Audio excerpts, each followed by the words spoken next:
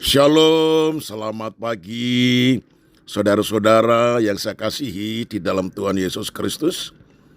Para pendengar berita sorga atau suara gembala, mari sebelum kita menerima renungan pagi kita satu di dalam doa. Syukur, terima kasih ya Bapa. Sepanjang malam kami boleh menikmati tidur dengan baik karena kasih karunia-Mu. Demikian juga pagi ini kami boleh bangun dan menikmati hari yang baru.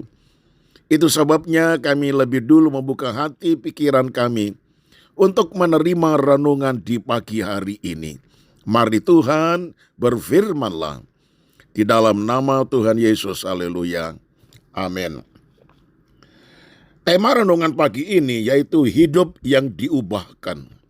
Filipi 3 ayat 7 demikian bunyinya.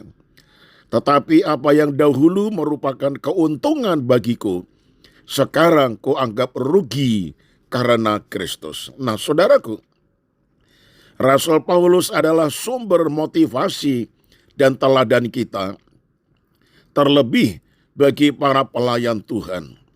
Perjalanan hidupnya sungguh luar biasa. Hidupnya berubah drastis dan radikal setelah pertemuannya dengan Kristus secara pribadi. Paulus menjadi pemberani dan penuh semangat memberitakan Injil. Tantangan, cobaan, penderitaan, dan aniaya tidak menggoyahkan dan melemahkan imannya untuk melakukan yang terbaik bagi Tuhan.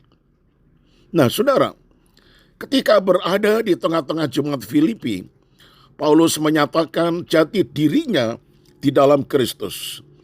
Dia sangat bangga dengan keberadaannya sekarang, sekalipun ia juga punya alasan kuat untuk bermegah karena hal-hal lahiriah, namun dia lebih bermegah di dalam Kristus Yesus. Paulus berkata, apa yang dahulu merupakan keuntungan bagiku, sekarang kuanggap rugi karena Kristus. Malahan, segala sesuatu kuanggap rugi karena pengenalan akan Kristus Yesus Tuhanku lebih mulia daripada semuanya. Oleh karena dialah aku telah melepaskan semuanya itu dan menganggapnya sampah supaya aku memperoleh Kristus. Filipi 3 ayat 7 dan 8.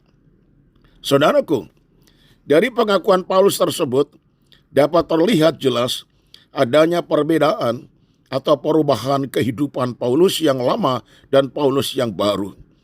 Bagi Paulus, masa lalunya yang mungkin sangat hebat, membanggakan, disegani, dan dihormati orang, kini hanyalah seperti sampah belaka dan merupakan kerugian baginya setelah ia mengenal Tuhan Yesus Kristus.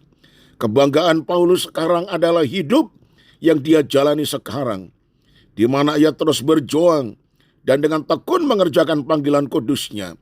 Maka inilah katanya, aku melupakan apa yang telah di belakangku dan mengarahkan diri kepada apa yang di hadapanku dan berlari-lari kepada tujuan untuk memperoleh hadiah, yaitu panggilan sorgawi dari Allah dalam Kristus Yesus. Filipi 3 ayat 13 dan 14. Paulus benar-benar menjadi manusia baru di dalam Kristus. Demikian pula kita yang telah ditebus oleh darah Yesus Kristus adalah ciptaan baru, yang lama sudah berlalu, sesungguhnya yang baru sudah datang. 2 Korintus 5 ayat 17. Nah, saudara, maka sudah seharusnya ada perubahan hidup yang sungguh-sungguh nyata.